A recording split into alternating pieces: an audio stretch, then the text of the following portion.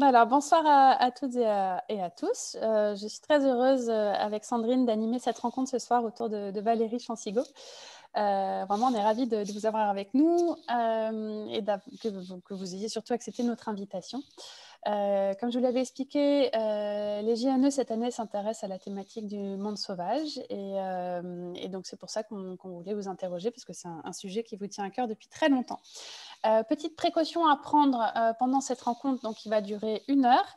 Je vais vous demander de bien fermer vos micros et de poser vos questions. N'hésitez pas à les poser sur le chat comme ça avec Sandrine, on aura un œil dessus et on pourra les relayer au fil de l'eau. Je pense que ça rendra les choses un peu plus fluides. Si vraiment il y a quelque chose qui vous brûle les lèvres, je crois qu'il y a un système où on peut lever la main. Mais dans la conversation, c'est aussi plus simple. Comme ça, on a un œil dessus, vous posez vos questions et on peut les intégrer au fur et à mesure tant que possible. Voilà. Donc après ces petites précautions d'usage, du coup, Valérie, je voulais rappeler que vous êtes docteur, donc comme on disait tout à l'heure, en environnement. Ça vous tient à cœur qu'on le formule ainsi, historienne, et vous vous intéressez à la relation à la nature, au rapport entre les êtres humains et les animaux depuis très longtemps. Vous avez en fait rédigé plusieurs ouvrages, l'histoire de l'ornithologie déjà en 2007, l'histoire de l'illustration naturaliste en 2009, un ouvrage des hommes et des oiseaux en 2012, l'homme et la nature en 2013 qui a eu le prix de l'Académie française, une histoire des fleurs en 2014. Moi, celui que j'ai adoré, c'est aussi celui-là, La nature à l'épreuve de l'homme, qui est le premier que j'ai lu de vous et qui m'a fait connaître vos travaux. Et le dernier que vous avez écrit, c'était l'histoire de la domestication animale. Et je sais que ça intéressera beaucoup de monde ici. Et donc, pour ouvrir tout de suite cette conversation, moi j'ai été frappée par l'actualité et la façon dont votre ouvrage La nature à l'épreuve de l'homme résonnait avec la période que nous vivons actuellement, avec cette pandémie. Donc c'est un livre qui est paru il y a 6 ans et vous alertiez déjà sur le lien entre l'émergence de maladies et l'impact de l'humanité sur le monde sauvage. Et donc je voulais savoir, à l'époque, qu'est-ce qui vous a poussé à vous intéresser à ces sujets? Bonjour à tout le monde et merci pour votre invitation. Qu'est-ce qui m'a conduit à ce thème? Initialement, ce livre devait s'appeler La nature malade de l'homme avec un point d'interrogation. L'éditeur n'en a pas voulu parce que ça risquait de faire peur au lecteur, alors que quelque part, je trouve que le titre initial collait mieux à ce que je développais dans ce livre. Ce livre est né de plusieurs choses. D'une part parce que j'avais amassé une documentation extrêmement grande sur les perturbations qui n'étaient pas forcément les plus connues de l'environnement. On parle, il y a des thèmes qui reviennent beaucoup, que ce soit je sais pas moi, le changement de destination des écosystèmes avec l'agrandissement de l'agriculture, la pollution par les pesticides, etc. Et je trouvais qu'il y avait beaucoup d'autres thèmes qui étaient en fait quasiment invisibles dans ces questions d'environnement. Et alors vous allez voir passer de temps en temps une queue, c'est la queue d'un chat qui aime bien se coller devant l'écran d'ordinateur pour voir ce qui se passe. Le fait qu'il y ait une souris, oui, il y a des gens sur l'écran. Bon. Donc, désolé pour l'interruption. Il s'appelle Charlie au passage. Il faut toujours citer les personnages secondaires des histoires. Alors, donc, j'avais donc un amas de documentation assez important et aussi le sentiment que pour une bonne part, il y avait des histoires qui n'étaient jamais racontées et notamment du côté de tout ce qui était circulation des pathogènes ou des espèces des ravageurs, des nuisibles. Alors je sais que ces termes sont beaucoup discutés. Sans rentrer dans le sujet, je trouvais qu'il y avait vraiment une masse absolument considérable de faits qui m'interpellaient. Mais ce n'était pas tant la masse qui m'interpellait qu'une sorte de schéma, de scénario que je lisais dans ces histoires qui était un peu comme une musique obstinée, à savoir, pour la résumer de façon très très succincte, en gros que le savoir qu'on accumule au cours d'une crise ne sert absolument à rien pour éviter la crise suivante. Et que cette répétition de l'échec, en quelque sorte, d'une sagesse acquise au fil des crises m'interpellait parce qu'encore une fois, c'était un schéma au sens vraiment psychiatrique du terme qu'on pouvait lire dans énormément de problèmes environnementaux. Et un autre élément qui me paraissait évident à la lecture de cette masse documentaire, c'est que ces problèmes environnementaux n'étaient jamais provoqués par la nature, pour dire les choses simplement, mais bien provoqués par l'action humaine sur la nature. Et on le voit bien avec la crise actuelle, c'est tout à fait ce schéma-là. Le problème n'est pas le coronavirus en lui-même, ce sont bien les activités humaines et la difficulté d'établir une politique, on va dire, globale en tant soit peu raisonnée ou raisonnable, qui conduit à la crise actuelle. C'est pas lié directement à la nature même du coronavirus, même si sa nature y participe. Donc voilà, c'est un peu là-dessus, et je voulais vraiment mettre en avant, décortiquer, analyser cette question de Charlie, s'il te plaît, cette question de ce qui n'était pas visible, et encore une fois de ce schéma répété qui inlassablement revenait dans l'actualité. Écoute, Charlie, vraiment, tu peux... Voilà, merci. Non, mais Charlie a compris qu'il y avait un autre participant à ce webinaire qui a un chat qui s'appelle Charlie aussi. Donc voilà, il se dit que finalement, il y a un copain dans la salle. Voilà. Est-ce que vous pouvez nous donner... alors, Alexandrine nous demande, est-ce que vous pouvez nous donner le nom de l'ouvrage concerné? C'est celui, donc, du coup, qui s'appelle La nature et l'épreuve de l'homme, hein, c'est ça? Voilà, exactement. Exactement. Du coup, comment est-ce que vous avez vu vos écrits de cette époque-là à la lumière de ce qui se passe aujourd'hui? Vous vous êtes dit, bon, alors je ne sais pas si vous avez eu une sorte de satisfaction en vous disant, bon, ben voilà, c'était quelque chose que j'avais un petit peu anticipé sans évidemment imaginer ce qui allait se passer, ou en regrettant d'avoir pu l'anticiper. Est-ce que ça a confirmé aussi ce que vous imaginiez déjà à ce moment-là, ce côté répétition d'un schéma? Comment est-ce que, voilà, vous avez, quel est le regard que vous avez porté aujourd'hui sur vos écrits de l'époque? Il y a, bien sûr, pour moi, quand j'ai appris début janvier 2020 qu'il y avait un nouveau coronavirus qui était en train d'émerger, que j'ai suivi vraiment toutes les petites informations qu'on pouvait recevoir.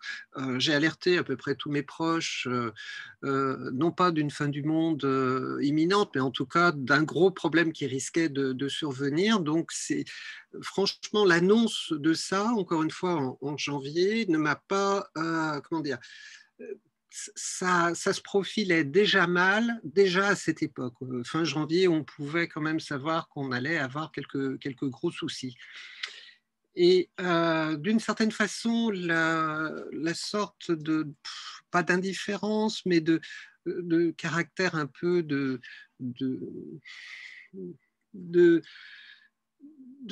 enfin, on a l'impression que l'humanité se transforme en pierre dès qu'il s'agit de réfléchir un tant soit peu.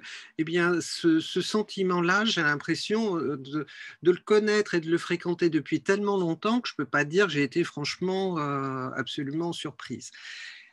Ce travail mériterait d'être complété aujourd'hui. Je trouve qu'il y a un élément il y a plusieurs éléments qui me paraissent absolument prodigieux. C'est le fait que ça fait émerger réellement les questions d'inégalité sociale, ça fait exploser le vernis qu'on avait mis sur les inégalités sociales pour ne pas trop les voir, dans l'aspect le plus brutal de ces inégalités, y compris dans un pays développé comme la France, et également autre chose, c'est là aussi, de façon criante, que la société est traversée par des lignes de tension entre des blocs antagonistes. Et là, on se demande aujourd'hui à quel point ces blocs antagonistes de citoyens peuvent arriver à s'entendre sur quoi que ce soit. C'est-à-dire peut-être insister encore plus sur le côté presque impossible de faire entendre, d'arriver à, comment dire, à unifier la population derrière un sujet commun. On le voit à travers l'élection enfin la campagne, la tentative d'élection de Donald Trump, où il a en définitive beaucoup plus de voix que lors de son élection. Et ça interroge parce qu'on est vraiment dans une sorte d'accentuation de tout ce qui était déjà tension auparavant. Et donc cette crise montre bien ces deux phénomènes qui sont liés par mille liens, enfin, il y a vraiment des éléments qui sont communs. Et ça, effectivement, ça mériterait une analyse dans le détail qui était sans doute pas présentée en ces termes dans ce livre, même si on a un chapitre, par exemple, sur inégalité. Mais effectivement, d'accentuer encore plus cette question des inégalités et de cette difficulté d'établir une politique commune, une régulation commune. Et à votre sens, aujourd'hui, est-ce qu'on peut réconcilier l'humain avec la nature? Et si oui, comment? C'est une vaste question que j'ose poser là, mais je pense qu'elle se pose à nous au regard de tout ce que vous dites. Et on pourra revenir après sur cette question d'inégalité, parce que je pense que vous y réfléchissez aussi par ailleurs, il me semble. Alors, se renouer, ce lien avec la nature, c'est quelque chose qui me fait, comment dire, qui m'amuse beaucoup quelque part, parce que c'est un thème récurrent de beaucoup d'acteurs, dès lors qu'il est question d'avoir une vision autrement qu'exploitrice de la nature, il est question de rétablir un lien perdu avec la nature. Sauf que quand on fréquente un tant soit peu les habitants du XVIIIe siècle ou du XIXe, on trouve de façon omniprésente et partout l'idée qu'on a perdu le lien avec la nature et que tous les problèmes viennent de la perte de ce lien. C'est-à-dire que ce n'est pas quelque chose qui est nouveau, qui s'impose à nous par la force de la situation, c'est quelque chose, c'est un trait commun à la culture européenne, occidentale. Et d'ailleurs, on peut en trouver une trace encore plus ancienne parce qu'après tout, dans la Bible, il n'est bien question de cette perte de ce lien avec la nature, encore une fois, une nature bonne, juste, dans lequel on vivait en harmonie, qui est le Jardin d'Éden. On trouve également cette même référence dans la culture gréco-latine avec le mythe de l'âge d'or, que l'on a également perdu. Et tous les mots viennent de cette perte. Donc on est dans un schéma de pensée qui est, de façon répétée et sans cesse, dit par tous ceux qui pensent la question de la nature et de notre relation à la nature. Est-ce qu'avant c'était mieux? J'ai un peu du mal à avoir des indications historiques fiables là-dessus. Je ne crois pas qu'avant c'était mieux, c'était simplement, avant c'était pas pareil. Et on a l'impression, puisque c'était différent, que c'était mieux, parce qu'on ne trouve pas des éléments qui sont dans notre présent. Effectivement, il n'y avait pas de pesticides au XVIIIe siècle. Moi, je connais un grand militant contre les pesticides, quelqu'un de très connu, qui me dit un jour dans la conversation « Ah, j'aurais préféré vivre au XVIIIe siècle », sans voir à quel point ce siècle-là est un siècle d'une brutalité inouïe. La peine de mort était appliquée partout, la torture aussi, les femmes n'avaient aucun droit, la traite et l'esclavage existaient, la mortalité infantile était absolument phénoménale, et il y avait la première cause de mortalité en Europe occidentale, c'était la tuberculose. Donc en fait, il y avait franchement, certes il n'y avait pas de pesticides, mais il y avait tout le reste. Et et tout le problème, c'est ça, c'est que cette idée de lien avec la nature, on ne sait jamais en réalité à quoi on fait allusion. Et si c'est le passé, c'est clair que le lien avec la nature, si tant est qu'il existait, ça ne décrit pas une société pacifique ou harmonieuse. C'est vraiment pas la lecture qu'on peut en avoir. Donc, je vous restitue une des questions là, qui a émergé un petit peu avant dans la conversation. Et quand vous parlez d'inégalités sociales, vous pensez à quelles inégalités sociales que cette crise a pu faire exploser? Ah, euh, je vais vous donner un exemple que j'ai vécu. C'est au moment du premier confinement. J'habite à Paris. Dans un immeuble, il doit y avoir 7 ou 8 appartements, un immeuble sans ascenseur.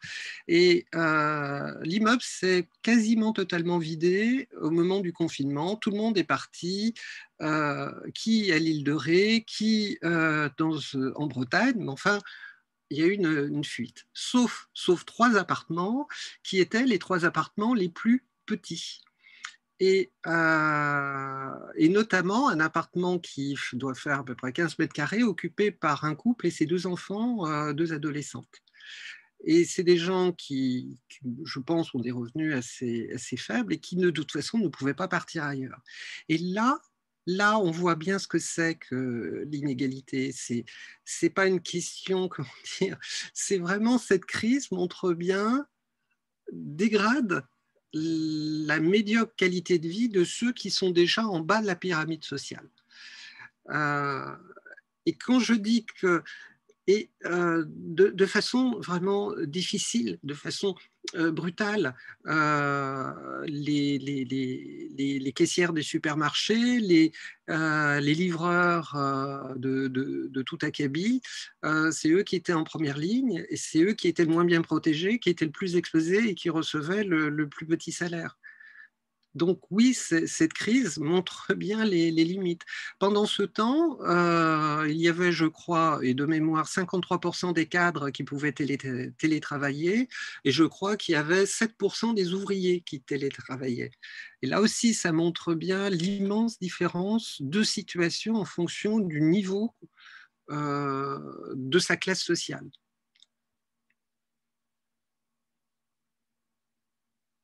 Autre petite, autre point que nous voulions développer, là, il se trouve que la thématique de travail des GNE cette année, c'est que reste-t-il de la nature sauvage? Alors en France et aussi dans le monde, quelle serait votre réponse à cette thématique? Alors, c'est un petit peu un pari, hein, parce qu'effectivement, vous demandez de répondre à cette question en finalement peu de temps, c'est assez sportif, hein, mais voilà, ça permet aussi d'ouvrir des pistes. Et puis, je remontrerai auprès de vous, puisqu'on sera toujours dans cet univers-là, 2 autres questions qui nous sont arrivées par le chat. Ensuite. Tout le problème, le terme de nature sauvage est un terme extrêmement compliqué dès lors qu'on l'aborde un tant soit peu de façon historique. Alors, je vais vous donner un exemple que j'aime bien parce que c'est un exemple qui montre bien la complexité que l'on a d'aborder cette notion de nature sauvage.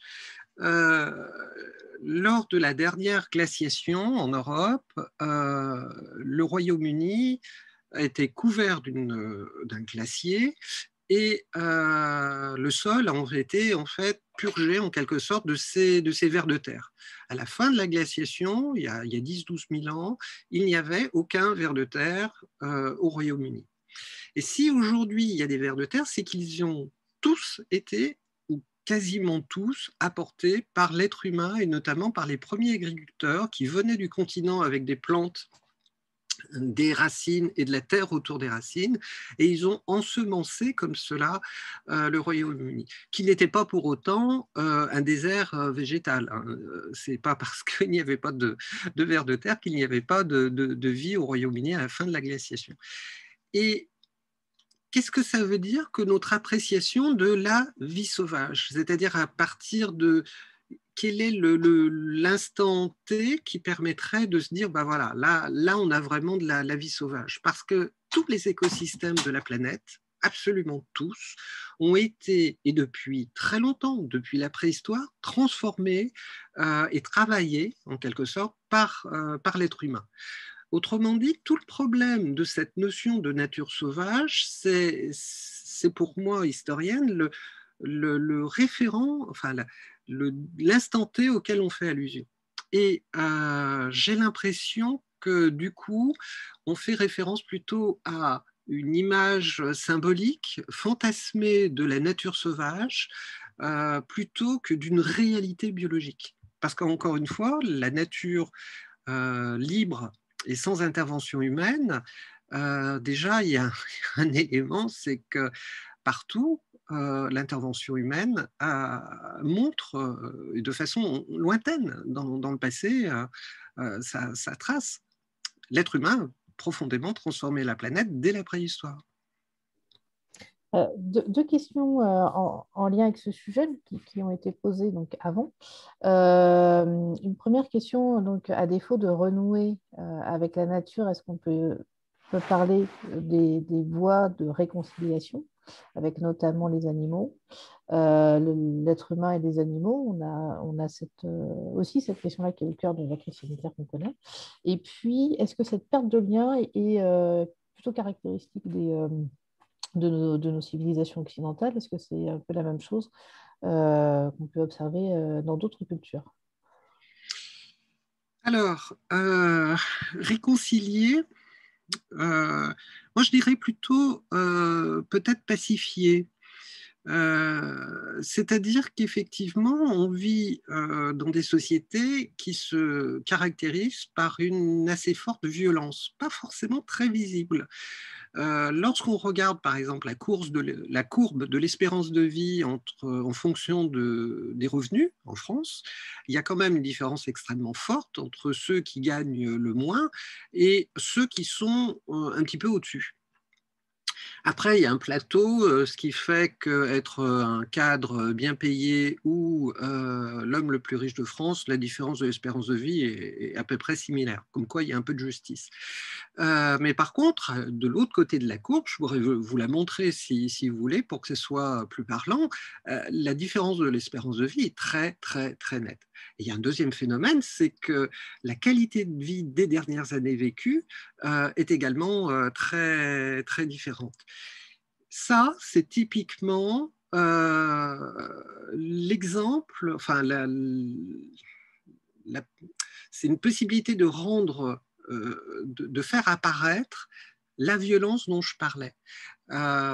Plutôt que se réconcilier avec la nature, ça serait effectivement bâtir une société qui soit plus pacifique, plus bienveillante à l'égard de la planète, des animaux ou des êtres humains.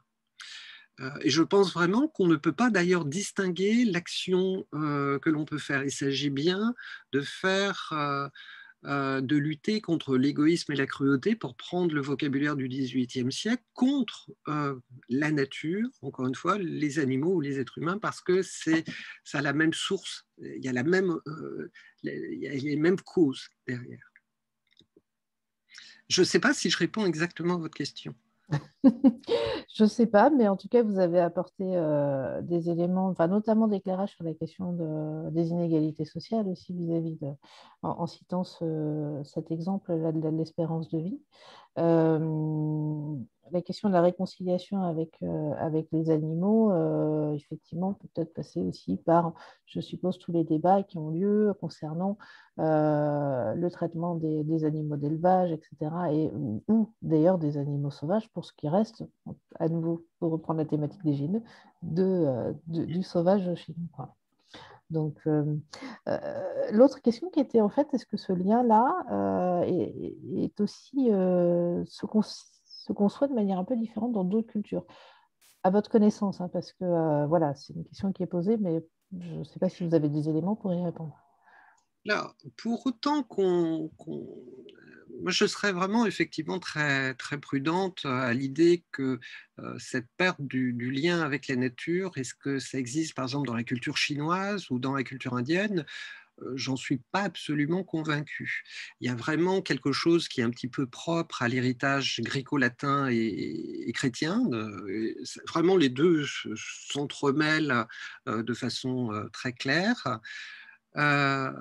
Et c'est vrai qu'aussi, historiquement, si on regarde l'émergence des mouvements de protection des animaux au XVIIIe siècle, domestiques et sauvages d'ailleurs, parce que les distinctions ne sont pas aussi évidentes que ça pour les différents acteurs, c'est une histoire qui est essentiellement une histoire européenne. Il ne faut pas se leurrer, ça ne naît pas en Chine, ça ne naît pas en Inde. Et c'est étroitement lié avec l'idée que l'être humain, par son intelligence, voire sa raison, serait capable de modérer la société. C'est étroitement lié avec une certaine philosophie politique qui, là aussi, est propre, relativement propre à l'histoire européenne, même si on peut en avoir des équivalents ailleurs, évidemment. Donc, c'est très compliqué à répondre parce qu'il y a des trajectoires qui sont nettement différentes et effectivement, les choses ne s'expriment pas du tout, encore une fois, de la même façon en Chine. Je vais vous donner un exemple. On sait par exemple que dans la Chine antique, il y avait une détestation des forêts. Parce que culturellement, on considérait que les forêts étaient le lieu de résidence des esprits maléfiques. Et donc, il fallait déforester. Ils ont effectivement déforesté comme des fous. Et qu'en partie, cette déforestation ne s'explique pas pour des raisons, je dirais, matérielles, pragmatiques, la transformation d'un écosystème sauvage en quelque chose qui permettait de nourrir une population humaine, mais bien pour des raisons, encore une fois, symboliques et culturelles. Donc, et ce type de phénomène, vous allez le trouver à peu près chez tous les peuples. À Hawaï, par exemple, dans les cultures qui existaient à l'arrivée des Européens, donc il y avait une consommation effrénée des plumes de certains oiseaux au point de faire disparaître une espèce pour des raisons ornementales, parce que ces ornements avaient un rôle symbolique dans les hiérarchies sociales qui se créaient. En fait, partout où il y a des mécanismes, c'est la lecture que je fais aujourd'hui, des mécanismes qui établissent des sociétés hiérarchiques et verticales, il y a des mécanismes de destruction de la nature, des animaux, dégradation de la qualité de vie des animaux sauvages ou domestiques, et bien sûr des êtres humains. Alors, j'ai une autre question qui revient un petit peu sur ce que vous nous disiez tout à l'heure par rapport au titre que vous vouliez donner à votre ouvrage, qu'on estimait être trop agressif. On se demande si vous pensez, de ce dilemme, est-ce qu'il faut quelque chose... Comment faire pour agir, pour sensibiliser? Est-ce qu'il faut informer de tous les dangers qui nous attendent ou pas? Je pense que ça, c'est très journalistique comme question, dans le sens où quand on est journaliste, on se demande la bonne dose d'information à donner. Vous, en tant qu'historienne, vous avez sans doute un autre avis, mais c'est vrai que ça vient de manière récurrente. Et donc, du coup, un éditeur qui dit ça, est-ce que maintenant, il oserait titrer comme ça l'ouvrage? Peut-être que ça serait différent. Ce serait effectivement peut-être différent de l'épidémie actuelle, effectivement. Ça pourrait plus se négocier, je crois. Je ne sais pas si du coup j'ai bien posé la question, mais en tout cas vous avez beaucoup travaillé sur cette question de nature sauvage. Vous venez de publier un ouvrage sur la domestication. Voilà, comment est-ce que sauvage et domestique dialoguent-ils? Pourquoi aujourd'hui vous vous intéressez à cet aspect-là? Ça paraissait une suite assez logique. Alors, c'est initialement une demande de mon éditeur qui estimait qu'il n'y avait pas de livre sur l'histoire de la domestication. Alors, ce n'est pas de l'histoire de l'élevage, hein, je précise tout de suite. C'est deux choses différentes. C'est bien le phénomène de domestication. C'est-à-dire comment on passe d'une population d'animaux, puisqu'il s'agit d'animaux sauvages, à quelque chose d'autre. Quels sont les mécanismes biologiques et culturels qui aboutissent à cette transformation, qui est une transformation radicale. C'est-à-dire les animaux domestiques réellement domestiqués ne ressemblent pas du tout et ont des caractéristiques différentes de leur alter ego sauvage lorsqu'elles existent encore. Le chien et le loup sont capables de choses formidables tous les deux, mais pas les mêmes. C'est pas les mêmes choses. Et un loup élevé dès la naissance, par exemple, sera incapable de faire ce que fait le chien spontanément dès sa naissance, c'est-à-dire de fixer ses yeux dans les yeux d'un être humain est de le suivre, en fait, de soutenir son regard et le suivre. Ça, le loup ne sait pas le faire.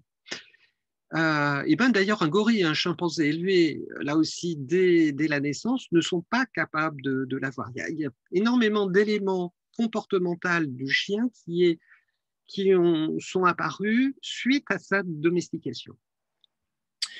Et ce qui est absolument fascinant, c'est que, alors vous allez me trouver obsédé par rapport à ça, mais que l'histoire de la domestication, c'est à nouveau une histoire qui est clairement une histoire de domination. C'est-à-dire, il s'agit d'imposer à des organismes vivants une sélection, génération après génération. C'est pas un apprentissage, c'est bien une sélection. On garde certains individus, on tue les autres et on fait se reproduire les survivants.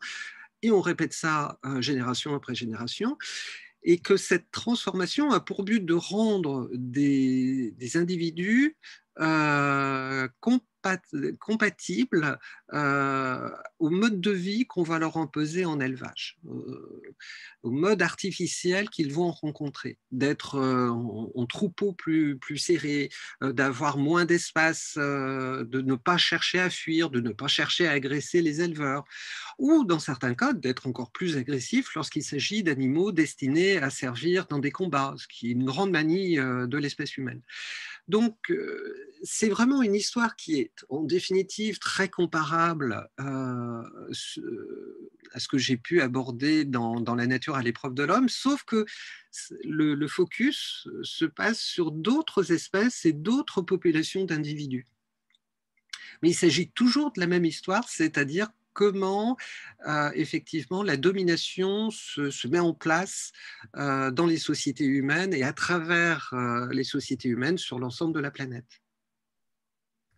Et du coup, comment ça s'est passé en fait? Est-ce qu'il y a effectivement des points communs qu'on peut suivre au niveau de cette démarche de domestication? Est-ce que, par exemple, il y a eu des espèces qu'on a essayé de domestiquer puis ça n'a pas marché du tout?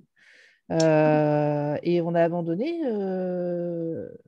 Voilà, parce qu'on a l'impression qu'il y a toujours une sorte de continuité, que l'histoire est assez lisse, qu'évidemment, enfin, parce qu'on la voit avec la fin de l'histoire et qu'on remonte le temps comme ça, mais quelles ont été est-ce qu'il y a eu des erreurs aussi, des fausses pistes? Bien sûr, et puis il y a des domestications impossibles pour des raisons matérielles. Alors je prends toujours cet exemple parce qu'il est tellement idiot que ça permet tout de suite de comprendre le mécanisme. Mais si vous voulez domestiquer la baleine bleue, par exemple, ça va imposer quand même des moyens techniques, financiers et autres, quand même assez difficiles à réunir.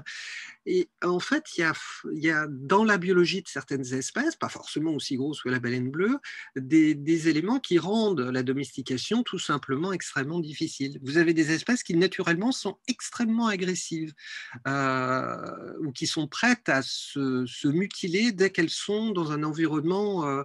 Vous mettez certaines espèces de gazelles entourées de barrières, elles vont se jeter contre les barrières jusqu'à mourir. Donc, si des espèces ont ce type de comportement à la base, ça va rendre les choses difficiles. Et puis, il faut que les sociétés en aient l'envie.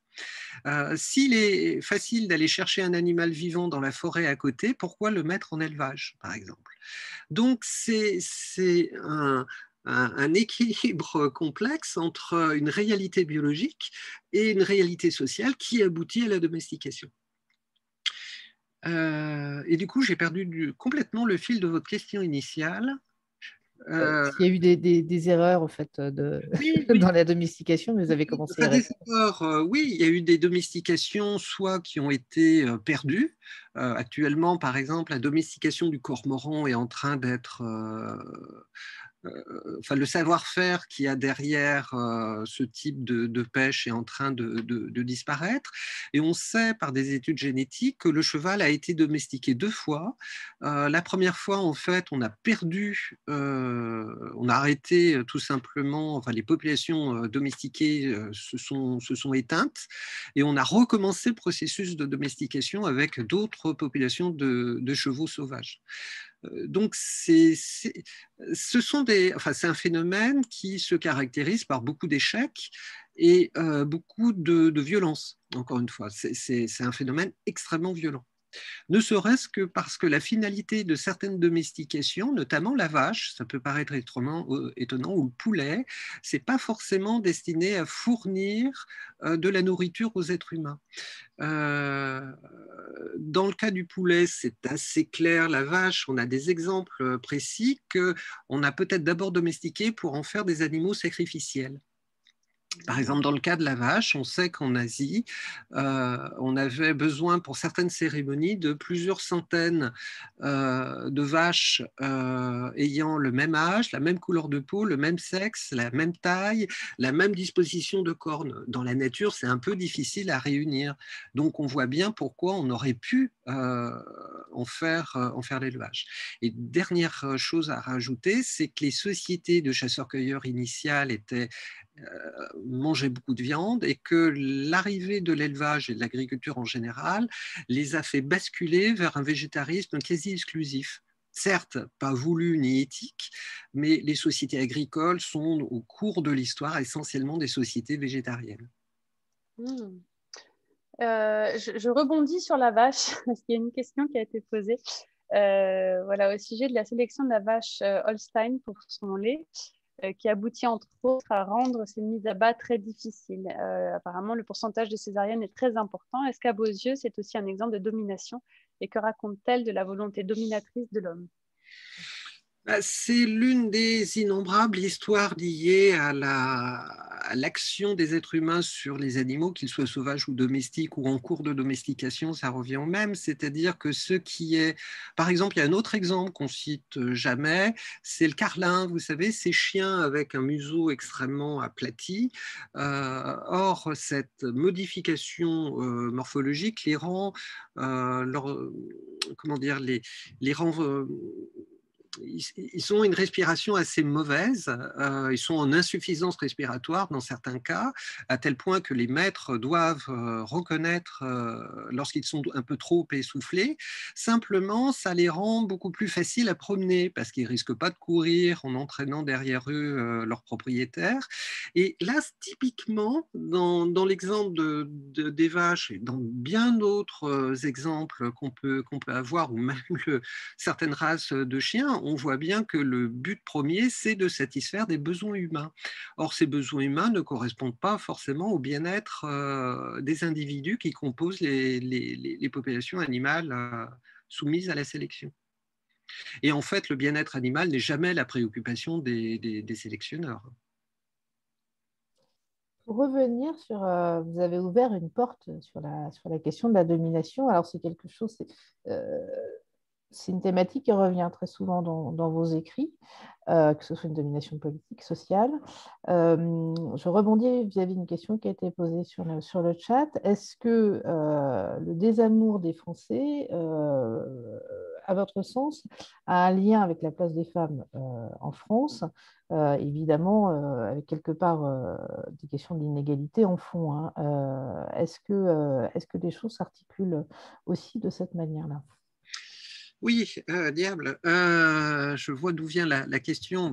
Ça fait référence à mon livre Les Français et la nature, dans lequel je montre, alors pour essayer d'être brève pour une fois, je vais essayer en tout cas, c'est que ce que je montre à travers toute une série d'exemples, c'est qu'il y a effectivement une particularité française par rapport à nos voisins germanophones et anglophones, un intérêt moindre pour la nature, et notamment les grandes sociétés de protection des oiseaux qui naissent au 19e sont vraiment des structures très importantes d'une façon quantitative. À la veille de la Première Guerre mondiale, les sociétés de protection des oiseaux en Allemagne, c'est 70 000 personnes, à peu près autant en Angleterre, et plusieurs centaines de milliers aux États-Unis. La LPO, créée en 1912, à l'époque, c'est 30 personnes. Donc, on voit bien qu'il y a une différence absolument énorme. Et il y a une deuxième différence qui est extrêmement intéressante. C'est pour ça que faire une lecture comparative a un sens. C'est que les grandes sociétés allemandes, anglaises ou américaines sont essentiellement des sociétés féminines. Les différentes sociétés Audubon créées aux États-Unis au 19e sont créées partout par des femmes. Donc, c'est vraiment une présence massive. Et pourquoi, en fait, la question, c'est que ce n'est pas tant pourquoi, parce qu'il y a des amoureux des oiseaux en France, mais Ils ne savent pas s'organiser, manifestement, ils n'ont pas envie de s'organiser, et surtout, il n'y a pas de femmes. Et c'est vrai que dès qu'on rentre après dans une analyse de la place des femmes dans la société française au 19e, on se rend compte qu'elle est bien plus faible, bien plus réduite que la société américaine ou anglaise, par exemple, même si c'est des sociétés extrêmement misogynes par ailleurs. Et par exemple, si on compare les revues destinées aux femmes entre l'Angleterre et la France, toujours au 19e, on se rend compte que ça traite essentiellement des mêmes sujets, la mode, toutes les dimensions vestimentaires, comment tenir une maison, comment élever des enfants, mais il y a des sujets qui apparaissent dans la presse britannique qui n'existent pas dans la presse française. C'est comment avoir un métier actif dans la société, que des sujets on dirait des sujets de société aujourd'hui, ça c'est débattu dans la presse féminine, ça ne l'est pas du tout dans la presse française. Et là, on se rend compte qu'en fait, ce qui manque, c'est un espace démocratique pour que les femmes puissent s'exprimer dans la société française. Et si elles ne sont pas aux commandes de la LPO bien avant 1912, c'est tout simplement parce que cet espace n'existe pas, et on sait bien que la France va être très en retard sur plein d'aspects de la législation par rapport aux pays voisins. Le droit de vote, par exemple, mais pas seulement. L'héritage, le fait de tenir un chéquier, un compte en banque, pardon, enfin, c'est vraiment, les exemples sont nombreux. La France est vraiment très en retard par rapport à ça. Et ce manque de démocratie ou d'esprit libéral à la société française, qui est lié, je pense, au fait que c'est une société beaucoup plus rurale que ses voisines allemandes, anglaises ou américaines, même si les États-Unis, c'est compliqué pour dire ça, mais c'est quand même une histoire très urbaine, tout ça, et bien fait que, effectivement, la France est en retard, à la fois dans la protection de la nature et aussi dans une situation, je dirais, libérale faite aux femmes. Du coup, je vais rebondir sur cette question de la démocratie, parce qu'on voulait en parler dans la trame que nous avions arrêtée. Parce que, voilà, ce qui est assez remarquable dans vos travaux, c'est qu'ils ont toujours une dimension politique et sociale, notamment sur ces questions de domination qu'on vient d'aborder, que ce soit la domination de la nature ou des autres êtres humains. Et la question, c'est aujourd'hui, et je pense que c'est ce que vous allez explorer encore plus bientôt, c'est qu'est-ce que l'écologie peut apporter à notre démocratie, et quelle réponse l'écologie a-t-elle à donner justement face à ces inégalités sociales, et puis peut-être même, j'ai envie de dire, les leçons du vivant qu'on pourrait peut-être extrapoler un peu plus globalement, tant qu'à parler de ces questions. Alors, je ne vais pas... je parle pas d'écologie, en fait. Comment dire, je ne suis pas une militante, déjà, et je ne suis pas une militante écologiste en particulier. Je suis proche, pour tout vous dire, puisqu'on est en fin de discussion, je peux avouer certaines choses, mais je suis extrêmement influencé ou proche du mouvement anarchiste. Et le mouvement anarchiste, la pensée anarchiste a été, j'en suis vraiment convaincu, et sans biais personnel, mais a été le seul mouvement qui a réellement cherché à penser le progrès social, mais de façon très élargie, parce que le progrès social, ça intègre à la fois les animaux, les êtres humains et la Terre tout entière. Le thème de la Terre et du respect de la Terre se trouve chez à peu près tous les penseurs anarchistes qui ont fondé le mouvement dans les années 1860-1870. Et c'est une pensée extrêmement riche, c'est-à-dire ils ne font pas de distinction dans les différentes formes de domination. C'est pas un sandwich, enfin une sorte de millefeuille où on pourrait extraire une petite tranche comme ça pour la traiter à part. C'est bien l'ensemble de ces questions qui est traité d'une façon globale. Et j'aime beaucoup cette façon de voir les choses, effectivement. En fait, c'est pas tant que j'insiste sur la dimension de la démocratie ou de la politique dès lors qu'il est question de protection de la nature ou des animaux, c'est que je pense que de toute façon, c'est une question sociale et politique, et qu'on peut pas disjoindre les choses. Ça fait partie d'un seul paquet qui est en fait, le rapport à la nature, si tant est qu'il y a un rapport à la nature, c'est une question politique. Je pourrais même dire les choses autrement. Je pense que l'Anthropocène n'est pas une ère géologique, c'est une ère, c'est le synonyme du mot politique. À partir du moment où la politique apparaît dans la société, bah, on peut parler d'Anthropocène. Donc ça remonte à bien longtemps là déjà, hein, du coup. Oui, dès qu'il est question d'organisation sociale, il y a une dimension de l'impact qu'il y a sur la nature est inscrit dans cette organisation sociale. Encore une fois, lorsque l'on va pour des raisons comment dire, pour montrer sa richesse et sa puissance, par exemple, la domestication est étroitement liée à l'émergence de la propriété privée. Le fait d'avoir un troupeau à soi, c'est vraiment la base même de la première accumulation de propriété privée qui existe. La domestication est étroitement liée à ça. Et bien, en fait, on se rend compte que toute question d'organisation sociale, autrement dit ce qu'on appelle la politique, inclut forcément la question de la gestion de l'environnement et de la nature. C'est jamais exclu, c'est toujours dedans. D'ailleurs, sauf erreur de ma part, et après je laisserai la parole à Anne-Sophie, le capital, ça vient du troupeau, hein. Je crois que c'est ça, étymologiquement, me semble-t-il qu'il y a un lien entre le terme capital et la possession d'un troupeau, hein, je Oui, crois. puis, mais on peut aller encore plus loin, c'est-à-dire on se rend bien compte que l'émergence de l'élevage induit une place de la viande dans les sociétés extrêmement particulier, c'est-à-dire, encore une fois, la viande est rare, la viande est liée essentiellement à des sacrifices, et les sacrifices, par exemple, sont étroitement associés à la définition des lignées masculines. C'est-à-dire que même dans ce rapport à l'animal, dans ce rapport à la domestication, peut se poser, on peut faire une lecture qui est absolument pas abusive de la place des femmes dans les différentes sociétés. Et on sait, alors la place des femmes dans les sociétés de chasseurs-cueilleurs n'est pas forcément un idéal qu'on aimerait forcément partager, mais c'est absolument fascinant de voir à quel point ça structure, encore une fois, ce rapport à l'animal, bien autre chose que le rapport simplement à l'animal.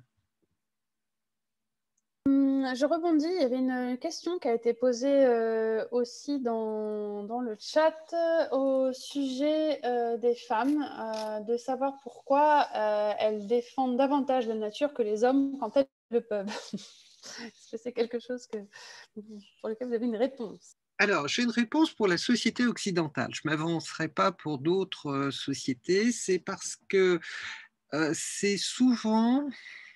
parce que c'est le seul espace de liberté qu'elles peuvent avoir. C'est-à-dire que comme elles sont, par exemple, exclues des sciences, faire une carrière scientifique pour étudier la nature, c'est pratiquement bouché jusqu'aux années 1860, 70, 80. C'est vraiment, il faut attendre la toute fin du 19e pour qu'il y ait un changement un petit peu notable. Mais par contre, dans le champ de la morale, dans le champ de l'éducation, dans le champ, en fait, on dirait aujourd'hui du care, en fait, mais de tout ce qui est de la bienveillance, ça, elles peuvent légitimement s'exprimer. Donc, c'est à la fois un espace de liberté, mais c'est aussi une sorte de prison, parce que ça les empêche de s'exprimer sur d'autres sujets sur lesquels elles ne seraient pas forcément, comment dire, jugées capables ou responsables, en sachant qu'il y a beaucoup d'exceptions, bien sûr, à cette règle. Hein. C'est un schéma bien trop simpliste, mais quand même. Et du coup, c'est vraiment associé aussi à la particularité de la situation des femmes dans la société. Et je peux juste vous donner un petit exemple très rapide pour montrer ça, c'est que les femmes ont été très très présentes et de façon massive dans la lutte contre la vivisection au 19e, jusqu'au moment, et les mouvements disparaissent quasiment à la fin du 19e, et qu'est-ce qu'on observe, c'est qu'il y a une féminisation des métiers liés à la biologie nouvelle qui se fait et qui est essentiellement basée sur l'expérience sur des animaux.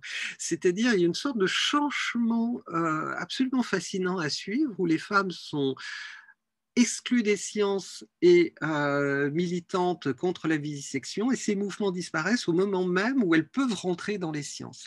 J'en fais pas une conclusion philosophique pour autant, mais c'est très très fascinant à suivre d'un point de vue chronologique.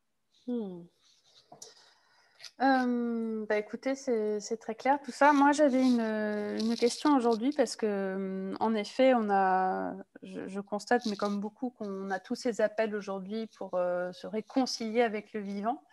Je trouve qu'il y a voilà, un certain nombre de penseurs qui mettent ça en avant sur cette crise de sensibilité, sur ce besoin de penser comme un animal ou un arbre. Mais clairement, quand on regarde ça de manière historique, ces appels-là, qu'est-ce qu'on peut faire aujourd'hui pour s'adresser au public et peut-être éveiller l'attention et aider à aller plus dans le respect de ce qui nous entoure? D'ailleurs, vous verrez, on fait souvent appel pour penser comme un loup, par exemple, et assez rarement pour penser comme un petit jeune du 9-3. Comme quoi, on a des intérêts à géométrie extrêmement variables. C'est peut-être d'ailleurs justement ce problème, c'est pas tant ce qu'il y a à dire, mais à qui on s'adresse. C'est-à-dire très souvent, les discours qu'on fait sur la nature sont des discours vraiment très proches de cette culture des classes moyennes et supérieures. Et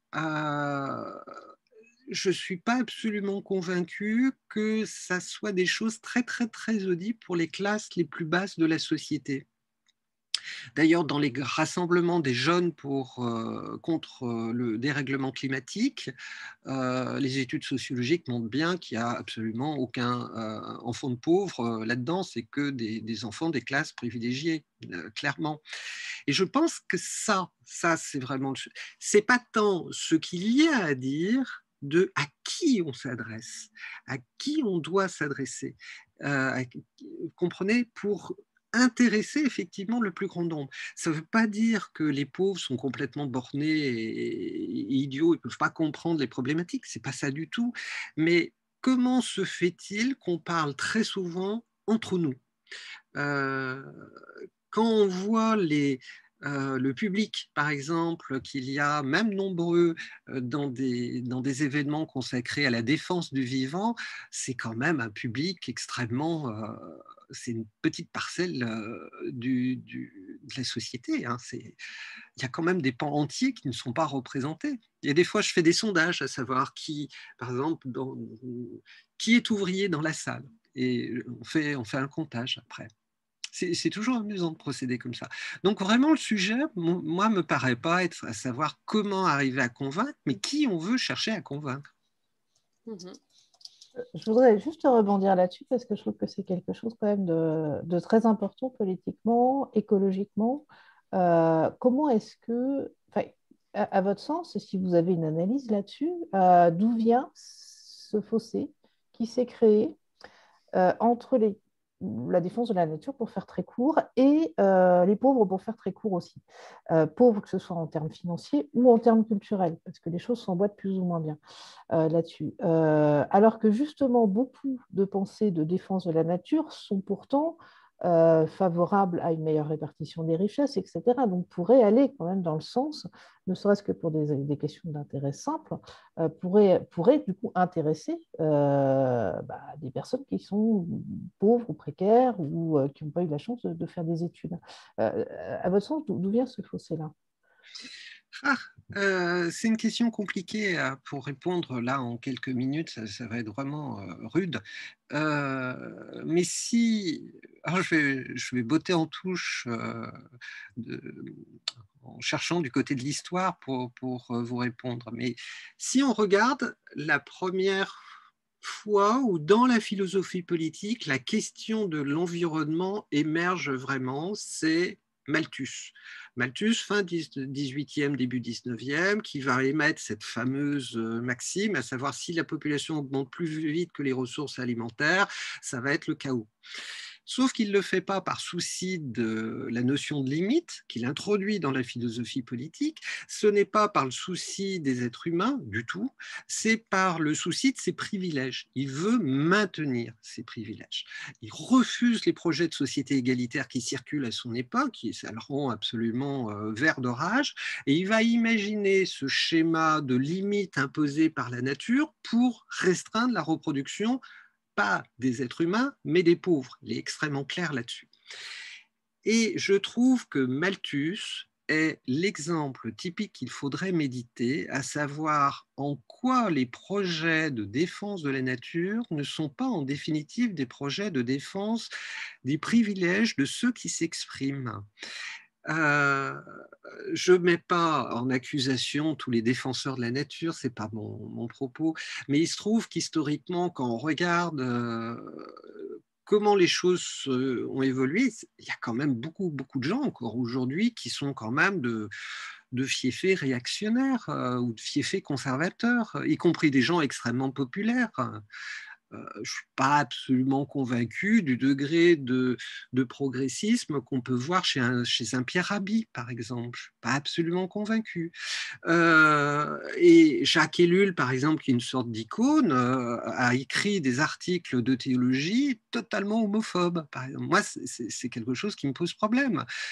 Édouard Abbey, le gang de la clé à molette, dont on en fait là aussi une icône du mouvement environnemental, est quelqu'un qui, à part sur les questions d'écologie, ressemble beaucoup à Donald Trump, fervent défenseur des armes à feu de la NRA, raciste convaincu. L'un de ses textes vient d'être traduit en français par un groupe d'extrême droite français. Enfin, donc, il y a dans ces questions d'environnement une tradition réactionnaire.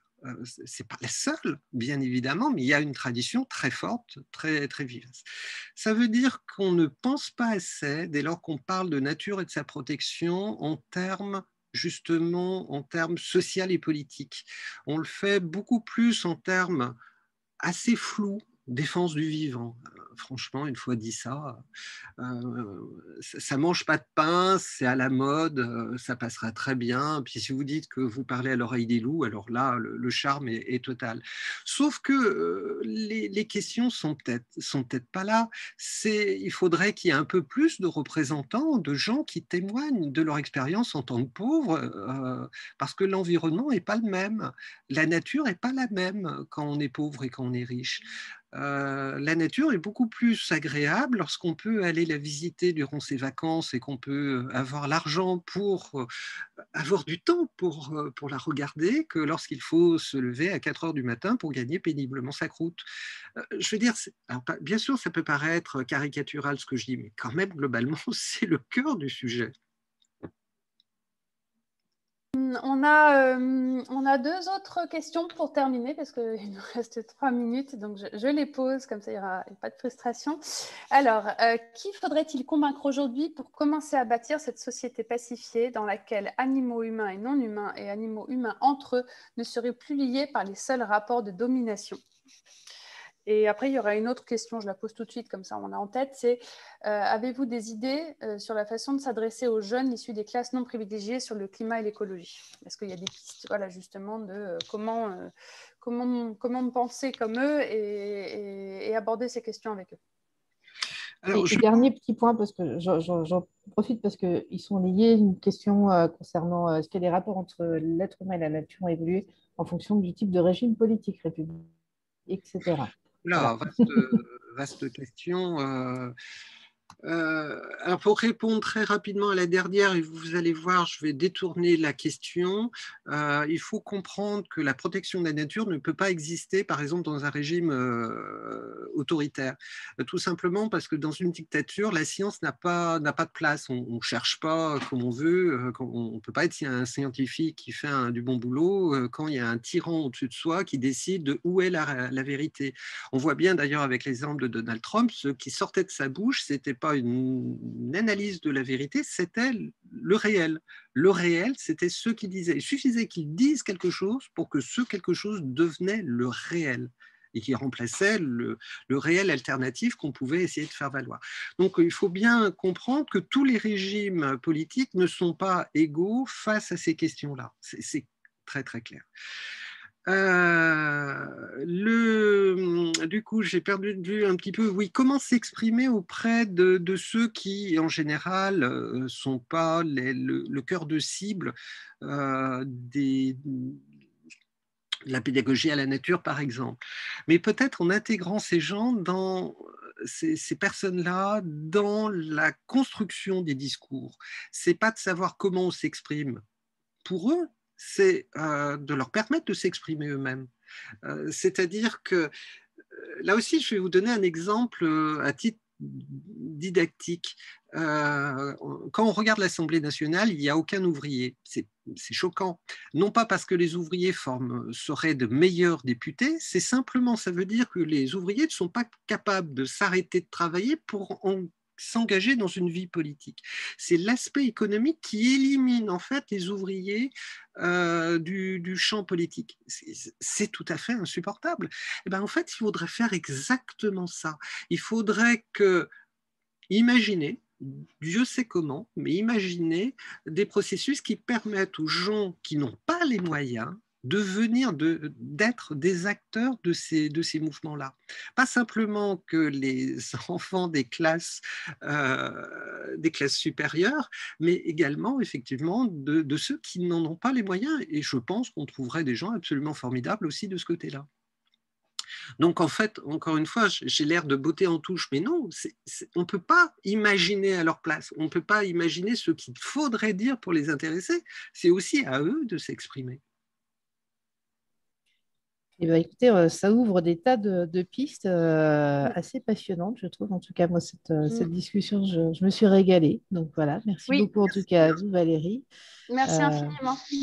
Et puis, peut-être qu'on retrouvera un autre moment pour développer certains points. C'est toujours extraordinairement frustrant quand même comme exercice, hein. Voilà, merci à tous et à toutes pour votre participation. Et puis, on mettra je pense, sur le site des JNE et pour la JE, la liste de vos ouvrages, voilà, qui sont assez passionnants aussi, tous les uns les autres. Merci en tout cas à vous. Très bonne soirée, très bon week-end. À très bientôt. Merci beaucoup. Au revoir. Au revoir. Bon week-end. Merci à tous.